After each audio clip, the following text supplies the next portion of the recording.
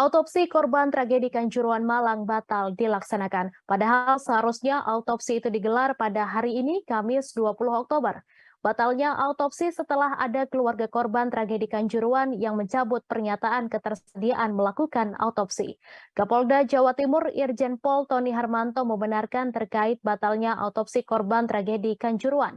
Menurutnya, bagaimanapun untuk pelaksanaan autopsi, salah satunya meminta persetujuan keluarga. Sementara itu, ayah dari korban bernama Natasha Ramadhani dan Naila Anggraini yaitu Devi atau Yulfitri menjelaskan alasannya mencabut otopsi.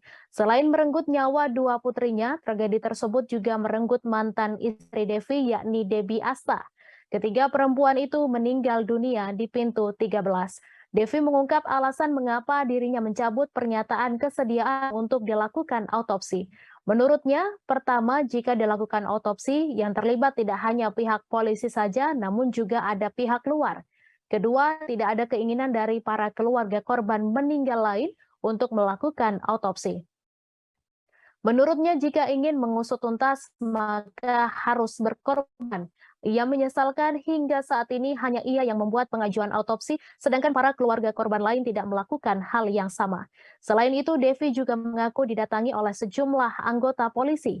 Ia mengaku mendapat kunjungan dari pihak kepolisian sebanyak 3 kali. Kedatangan aparat kepolisian itu bukan mengancam, namun hanya menanyakan soal maksud autopsi tersebut. Meskipun tak ada pengancaman, namun Devi tetap merasa takut. Sehingga ia akhirnya memutuskan untuk mencabut autopsi terhadap jenazah dua putrinya pada Senin 17 Oktober lalu.